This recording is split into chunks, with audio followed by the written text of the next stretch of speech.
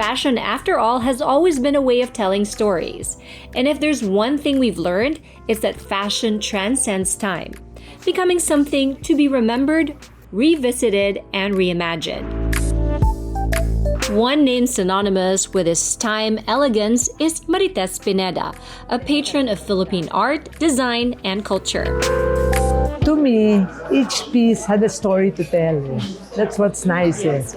Even in my collecting the art, there was always a story connected to it. Behind every masterpiece is a muse, a visionary who breathes life into the idea that fashion is more than just about what we wear, it's about heritage and memory. But where did the passion come from?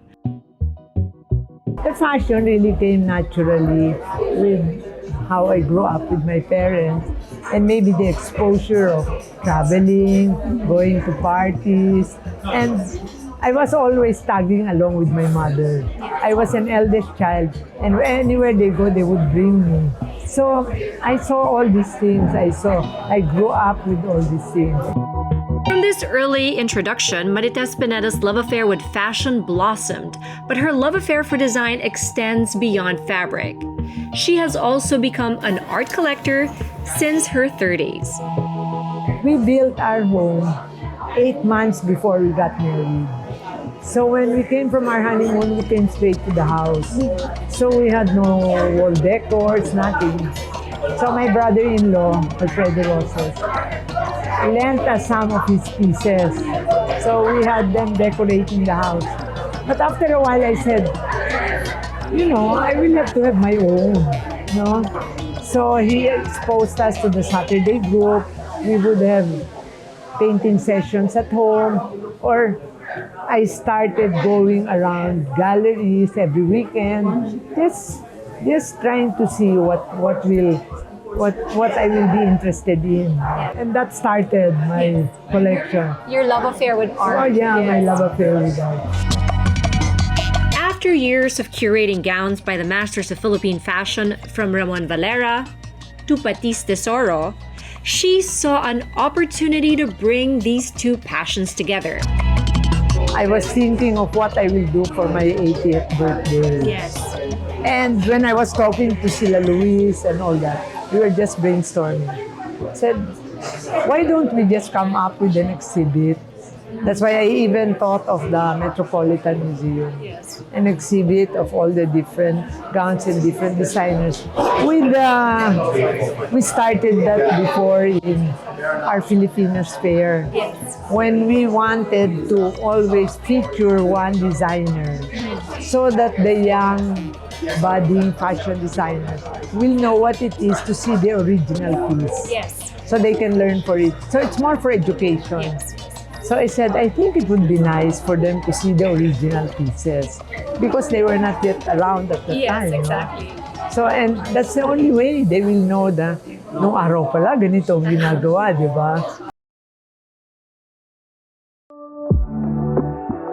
In this exhibit, 8 contemporary artists will reflect and respond to 8 masterful designs that have marked big moments in Maritess Pineda's life.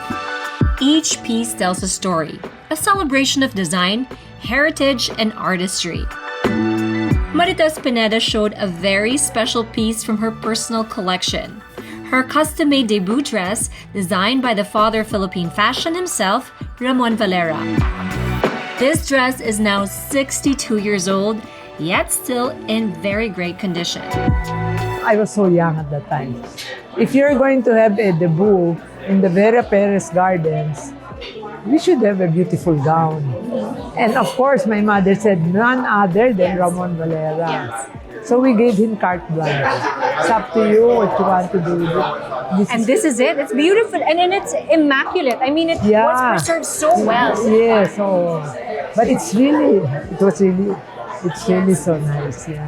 That's so amazing that you still have this and you're showcasing it and showing everyone how fashion has evolved and how fashion is from the time you started your debut and then to like... And up to now, actually, if it fits you, you can still wear it. It is so wearable. It just shows that fashion could be eternal. Yes. in my bowl, I had the French lace that my mother kept from long ago. Wow, this is so lace. special. Yeah, red and the green. Yes. So I told Patis, bahala ka na what you will do. And she came up with this. It's just a Amazing, dress. you kept the fabric. Yeah. And yeah. It's the dress is like that, but we have a jacket in case it's too cold. Yes. Yeah, this one naman, my mother was going to celebrate her ruby anniversary. So she was going to wear black and red brocade, Maria Clara. Maria Clara black and red brocade. And I had this material. Actually, this material is a tri-silk, this one. Yeah. So I told Steve, what do you think you can do? Akong bahala dyan. So he matched it with pinya, and then he used this. Di ba, in the olden times, you have a Patis. Yeah. Yeah, he came up with this, and ever since, this has been my favorite piece. Kasi anywhere I use it, it really stands out. You know? What do you repeat? I mean, you have so many things in your closet. Do you still repeat outfits? Yes, I do. Oh, wow. Kasi when I really like it, Yes. I feel it's not worth what I had made if I cannot use it over and over again. That's a very good practical advice. Yes. At the heart of Terno, celebrating a legacy forged from design and art are not just gowns and paintings on display, but the people behind them. Two names that stand out in this journey are Patis Tesoro and Steve De Leon, longtime collaborators with Maritess Pineda and champions of Filipino craftsmanship. Well, when she ordered it, this is from the Itneg tribe or the Tingyan tribe, and I was the head under Ramos for the revival of our traditions, Katutubong Filipino. So this is one of the revival pieces. When she came to me, I knew Maritess wanted something more modern, not from the past.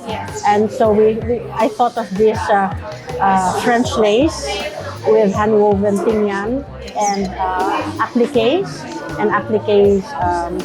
in gray, because I think it was her silver. I'm not so sure when it was done.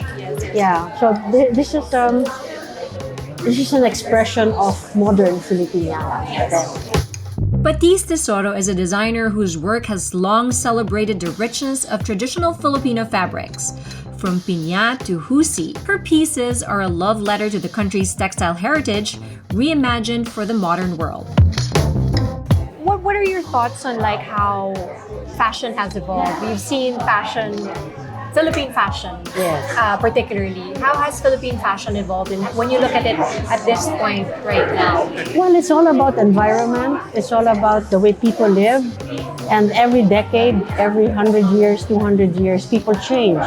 Because there are, like today, we have artificial intelligence. So people have veered towards fast food living, where everything is ready-made. Yes. And you just get it off the rack. And somebody thinks of it in the hundreds and the thousands, And the idea is to combine things that you get off the rack. What are the ways that you think that the next generation can keep and also pass it forward to the next generation? Fast fashion is you go to some department store and you buy 10 clothes for 5,000 pesos. Let's put it that way, okay? Slow fashion is you have it made for 5,000 pesos, one piece. But you can give that on to your daughter, to your daughter-in-law, to your granddaughter. It's a precious piece, right? So that has to come back. And I think because today people are aware of the environment, of upcycling, they're much more aware than my grandparents and my parents, because they take it for granted. Now it's so precious. I think this consciousness is coming back also. What's happening to the youth today? I have grandchildren. What makes them think this way? What makes them move this way? And my next fashion show is based on Freddie Mercury, the Queen. Oh, wow! That's so exciting! On the other side of the spectrum is Steve De Leon, whose work blends traditional Filipino craftsmanship with sleek modern aesthetics. De Leon's design reflect a deep understanding of culture while pushing the boundaries of what Filipino fashion can be.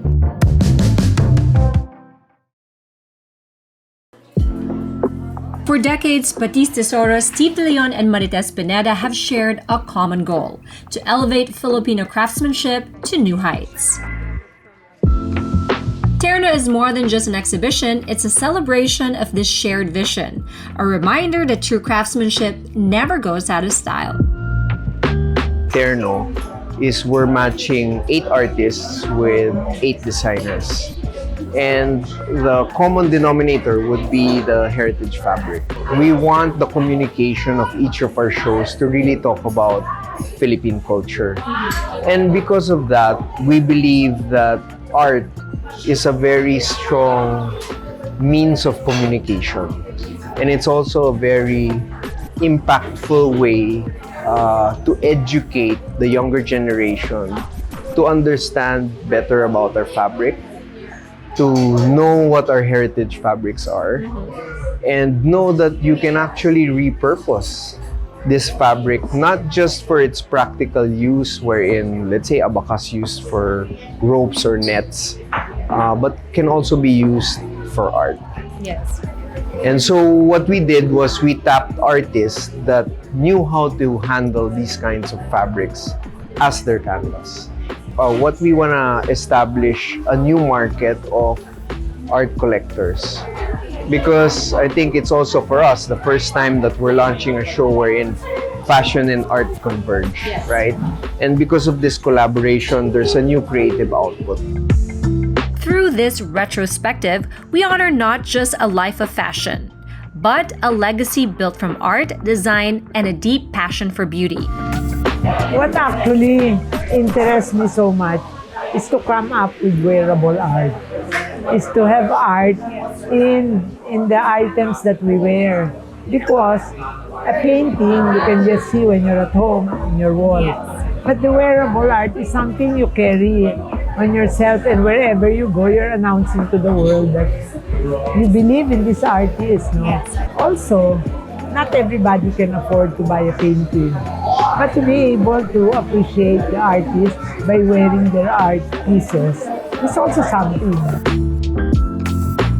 It's a powerful reminder that fashion is more than just what we wear.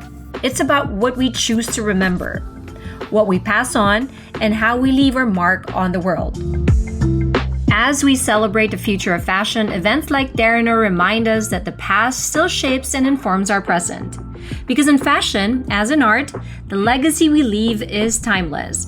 And for Maritess Pineda, the legacy will continue to inspire generations to come.